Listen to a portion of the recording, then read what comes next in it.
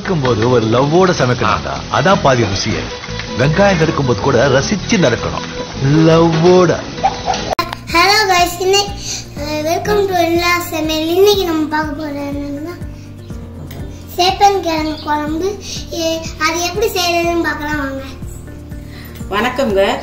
இன்னைக்கு நம்ம இந்த சேப்பக்கிழங்கு குழம்பு வைக்க போறோம். அதை எப்படி செய்யறதுன்னு பார்க்கலாம். அதுக்கு என்னென்ன பொருள் தேவைங்கிறத நான் சொல்லிடுறேன். இந்த சேப்பங்கிழங்கு வாங்கிட்டு வந்தேன் ஒரு 1/2 கிலோ. வாங்கிட்டு வந்து இந்த பாருங்க, நான் குக்கரில் ஒரு 3 விசில் விட்டேன். 3 விசில் விட்டாலே போதும். நான் வந்து 4 விசில் விட்டுட்டேன். நல்லா வெந்துருச்சு கிழங்கு.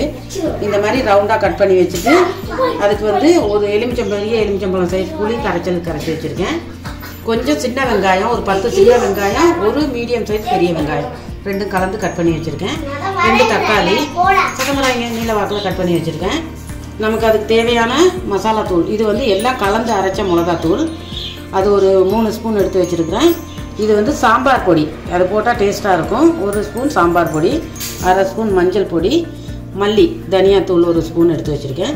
பூண்டு வந்து நம்ம உரித்து கட் பண்ணி போட்டுக்கலாம், இல்லைன்னா தோலோட தட்டி போட்டால் டேஸ்ட்டாக இருக்கும். நான் தோலோட தட்டி வச்சுருக்கேன். ஒரு 10 பூண்டு பல், ஒரு 6 பச்சை மிளகா, தாளிக்க கொஞ்சம் கருவேப்பிலை. வாங்க எப்படி செய்கிறதுன்னு பார்க்கலாம். இப்போ மீடியம் சைஸ் கடாய் ஒன்று அடுப்பில் வச்சுக்கோங்க. அதில் வந்து நான் இந்த கரண்டியில் 2.5 கரண்டி எண்ணெய் சேர்த்துருக்கேன். நமக்கு கொஞ்சம் எண்ணெய் நிறையா இருந்தால் நல்லாயிருக்கும். எண்ணெய் காஞ்சிருச்சு. இப்போது கடுகு உளுத்தம்பருப்பு கொஞ்சம் சேர்த்துக்கலாம். இந்த ஸ்பூனில் 1.5 ஸ்பூன் கடுகு உளுத்தம்பருப்பு, கொஞ்சமாக வெந்தயம் கொஞ்சம், அதுக்கப்புறமா இந்த பூண்டு பல்லு எல்லாம் பொரிக்கும்போது கருவேப்பிலை சேர்த்துக்குவோம். அது மேலே இந்த பச்சை மிளகாய் சேர்த்துக்குவோம். சேர்த்து இந்த பொரியிற அளவுக்கு கிண்டி வச்சுக்குவோம்.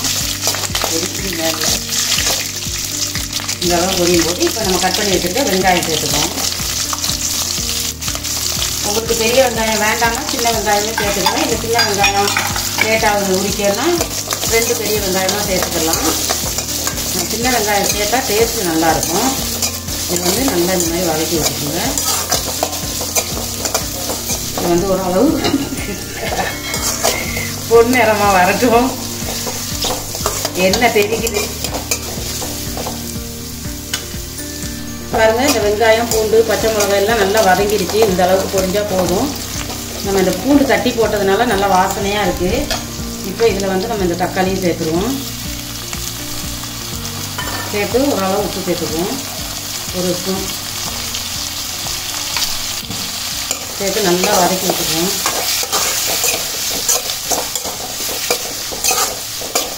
இந்த புளிக்குழம்புல நான் வந்து கொஞ்சோண்டு தேங்காய் பேஸ்ட்டு சேர்க்க போகிறேன் அரைச்சி.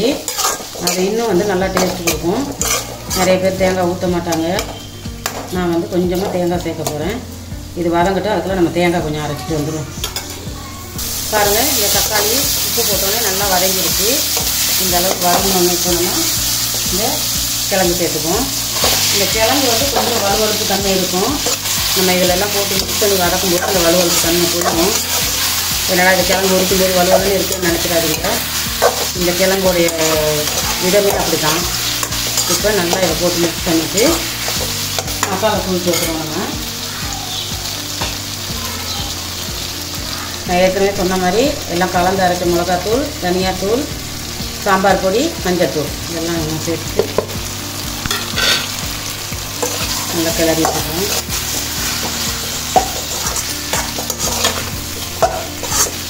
இப்போ வந்து நம்ம தண்ணி ஊற்ற தேவையில்ல, புளி கரைச்சல்லே வேக விட்டுறணும். இப்போ நம்ம இந்த புளி கரைச்சல் சேர்த்துக்குவோம்.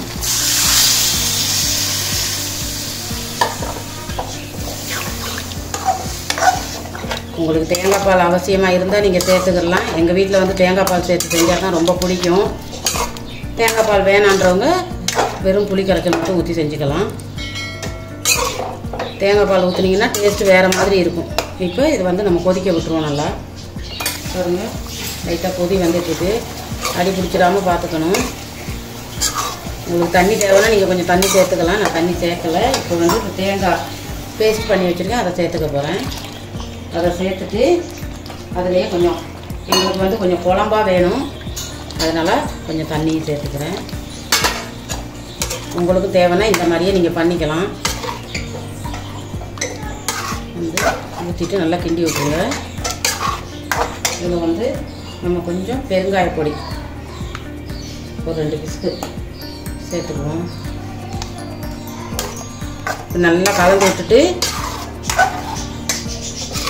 பாருங்க, பார்க்கவே நல்லா இருக்குது. இப்போ வந்து நம்ம மூடி போட்டு மூடிடுவோம். நல்லா கொதிக்கட்டும், இந்த தேங்காய் பால் வாசனை போகிறது அளவுக்கு. உப்பு மட்டும் பார்ப்பேன், டேஸ்ட்டு கொஞ்சம் உப்பும் கம்மியாக இருக்குது. நான் கொஞ்சம் உப்பு சேர்த்துக்கிறேன். மல்லிக்கீரையும் தூவிடுவோம் அதிலே நம்ம கொஞ்சம். இந்த மாதிரி லைட்டாக எண்ணெய் பிரிஞ்சு வரணும், அப்போ தான் நல்லாயிருக்கும். அந்த டைமில் நீங்கள் இறக்கிடலாம். பாருங்கள் எவ்வளோ திக்காக இருக்குன்னு. இந்த மாதிரி தேங்காய் அரைச்சி ஊற்றுனீங்கன்னா குழம்பு நல்லா திக்காக இருக்கும். கொஞ்சமாக கூட நம்ம சாதத்தில் ஊற்றிட்டு சாப்பிடலாம். கிழங்கெல்லாம் உடையாமல் அப்படியே இருக்குது. இப்போ நம்ம அடுப்பு ஆஃப் பண்ணிடுவோம்.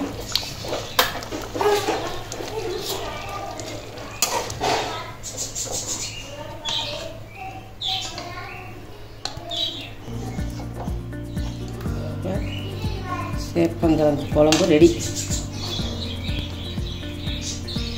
இப்போ சேப்பங்கிழங்கு புளிக்குழம்பு எப்படி வைக்கிறதுன்னு பார்த்தீங்க.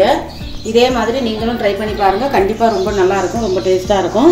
ஈஸியாகவும் இருக்கக்கூட. நமக்கு பார்த்துட்டு எப்படி இருக்குன்னு கமெண்ட் செக்ஷனில் சொல்லுங்கள். எங்களோட இல்லா சமையலுக்கு சப்ஸ்கிரைப் பண்ணுங்கள், சப்போர்ட் பண்ணுங்கள். அடுத்து ஒரு நல்ல வீடியோவோட சந்திக்கலாம். ஓகே, பாய்.